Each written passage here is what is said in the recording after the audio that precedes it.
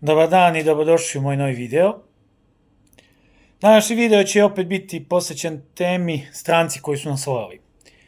Premda ne znam da li nas je ovaj čovjek voleo, ne postoje sad materijalni dokazi možda o njegovoj ljubavi, ali jeste u jednom ključnom momentu, da li samoinicijativno, da li zahvaljujući svom kolegi Bertrandu Robinsonu, crtaču, ilustratoru, došao na ideju da posjeti Srbiju 1915. godine i iz prvog lica izvesti Evropu i svet šta se to dešava u Srbiji tokom Prvog svjetskog rata.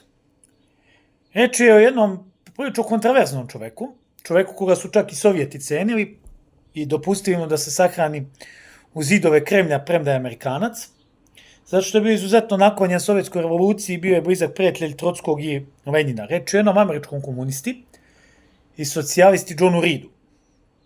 Čovjeku koji je jako kratko živeo, samo 32 godine, rođen 1887. godine u Portlandu. Verovali ne, čak je Harvard završio i tu se upoznao sa idejama komunizma. Kasnije doneo odluku da bude novinar i reporter i počeo je da izveštava sa prvih linija fronta od Meksika, Grčke, Bugarske, Poljske i Srbije i tako dalje. Poznata su njegova dela 10 dana koji spomenuli sve, da izveštava šta se to dešava u Sovjetskom savezu, pregovori bolševika i menševika, njegovo viđenje komunističke ideologije i tako dalje i tako dalje. I posvetio je jednu knjigu nama, to jest jedan deo, ali kod nas je prevedeno Rat u Srbiji 1915. godine, a zove se taj rat u istočnoj Evropi 1915. godine. On je sa već pomenutim Bertrandom Robinsonom došao u Srbiju 20. aprila 1915. godine, mislim da je 18. maja 1915. napustio. Amerikanci su tvrdili da on neće izneti živu glavu iz Srbije, zato što je u Srbiji tada u tom trenutku harala epidemija tifusa i Srbija je bila u totalnom haosu.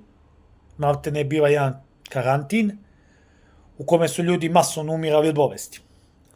Nije prisustvovao bitci na Gučevu, ali je došao na taj lokalitet, s obzirom da je obišao predele Beograda, Obrenovca, Valjeva, Niša, Gučeva, Loznice i drugih krajeva Srbije, gde su mu vodiči bili ni manje ni više nego Voja Tankosić i njegov zamenik Đura Šarac.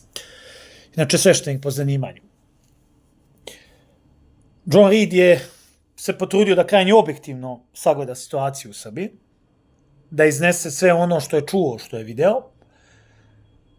Mi imamo malo problem s tim, ako nas neko ne veličuje, ne glorifikuje, mi po automatizmu osjećamo određeni stepen animoziteta, tako smo i prema njemu.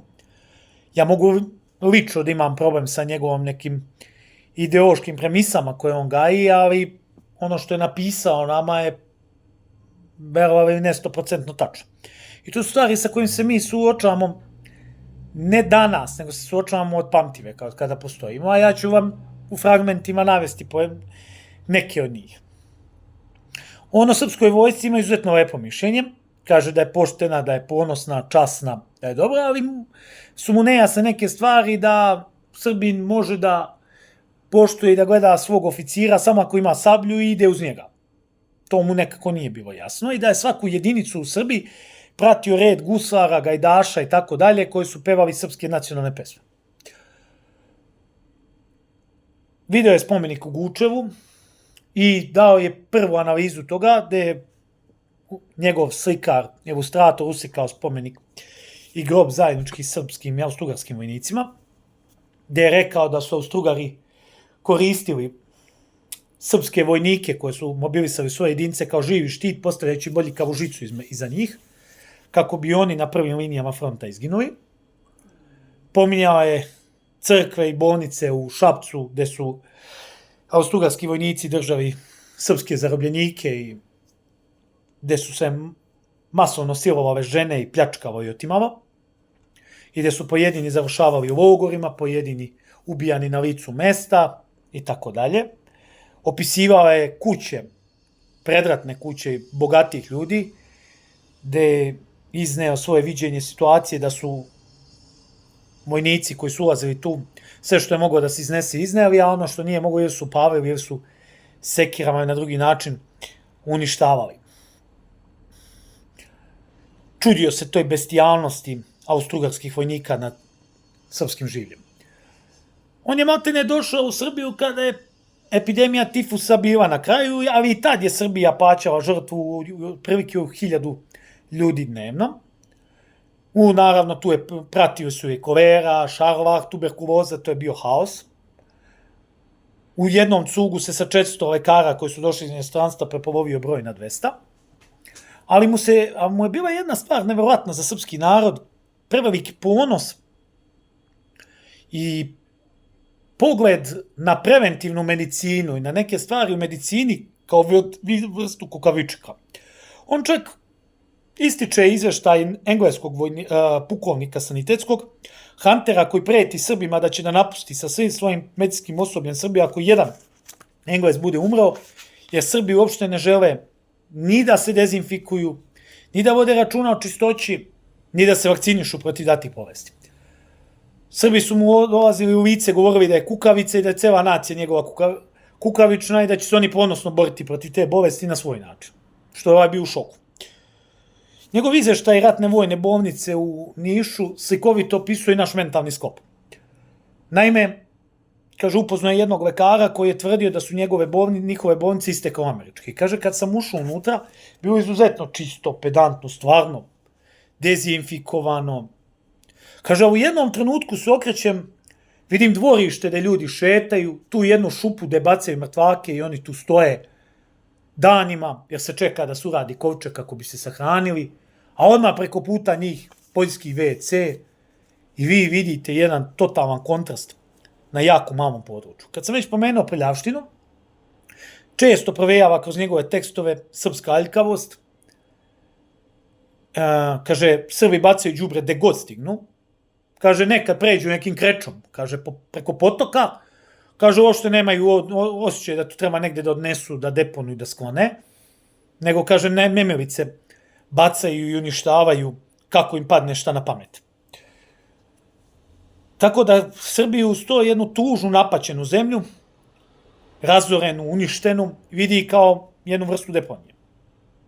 Što je stvarno tužno i što ona, pa moramo da priznamo i danas. Nije se tu nešto bitno promenilo u odnosu na pre 100 godina, ajde, tad smo mogli da se vadimo da je rat, ali sada su neke mirnodopske okolnosti pa se ništa nije promenilo.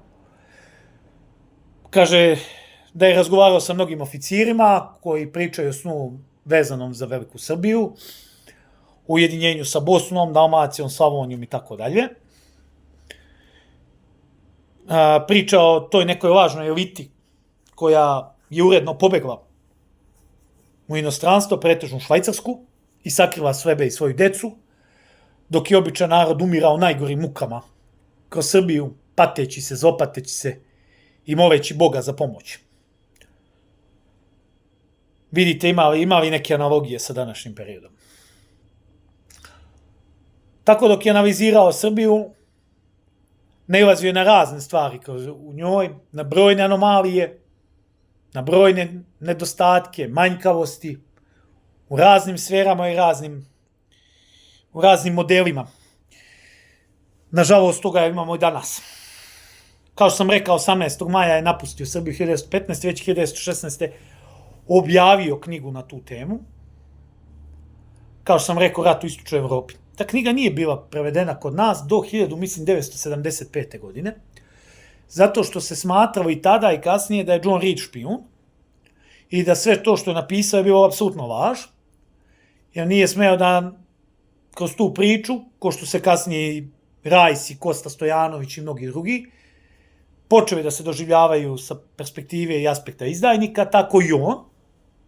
Tako da je te 1975. godine, on je kasnijim vremenom i dobio ulicu u Nišu, a verovatno nekom Niška omladina Srbije i Amerike zajednički naprava njegov mural u Beogradu iz poštovanja prema njemu. Umire od tifusa 17. oktobra 1920. godine i kao što sam rekao, sahranjen je u zidelinama Kremlja, kao jedan retkih Amerikanaca koga su Sovjeti poštovali. Naravno, on je strašno idealizovao komunističku ideologiju, on je tvrdio da je to borba za svetsku i socijalnu pravdu, ne znajući kako će to da rezultuje ili ne primećujući u datom momentu šta oni radi, šta to nosi za sebe i za sobom. Previše je romantično jer gledao na celu tu priču, ali dobro, to je stvar koja se nas toliko u ovom momentu i ne tiče. Ali često se u publikacijama i u novinskim člancima on stavlja u sličan koš sa Ernestom Hemingwayom i Thomasom Mannom zbog svog stila izražavanja i zbog svojih posvećenosti ratnim vojnim dešavanjima i te neke antivojne i antiratne politike koje je vodio i koja se proteže kroz njegove tekstove. Imao je čak, mogućnosti upoznuje Pančavilu, kao što sam rekao, bio u Bugarskoj, Grčkoj, Poljskoj i tako dalje i tako dalje. Još jednu stvar je rekao za Srbe, kaže, kogod da nas napadne, mi ćemo za par dana biti u njegovom gradu, jer smo mi najmoćnija vojska na svetu i mi se nikoga i ničega ne plašimo. Kaže, kako je bila pretnja da će Bugari da napadnu Srbiju, kaže, svaki običan čovjek na ulici mi je rekao, ja jedva čekam da nas napadnu kako bi sutra već bili u Sofiji i pokazali im ko su najmoćniji, najveći i najjači vojnici na ovom svetu. Za sada toliko. Pravo da vam kažem, ja sam relativno skoro čuo za njega. Dvoumio sam se koga ću da uzmem sad za ovu prezentaciju, odabrao sam njega. Sad će reći Matija odabrao komunistu uopšte u ovom, kad je reč o ovoj tematici, uopšte me ne interesuje i ne tangira ko baštini određene političke stavove i kojoj ideologiji pripada. Bitan mi je odnos prema nama i da li je to primenjivo i u tom momentu kada su oni pisali o nama i da li je primenjivo danas, posle, evo u ovom slučaju, preko 110 godina. Za sada ovoliko, hvala vam na pažnji, hvala vam što pratite moj rad. Biće uskoro još nekih interesantnih tema, što iz karakterologije Srba, što sa terena, malo putopisa, malo nekih političkih analiza, ali o tom potom neću za sada ništa da vam nagoveštam. Vidimo se u nekom narednih videa. Doviđenja.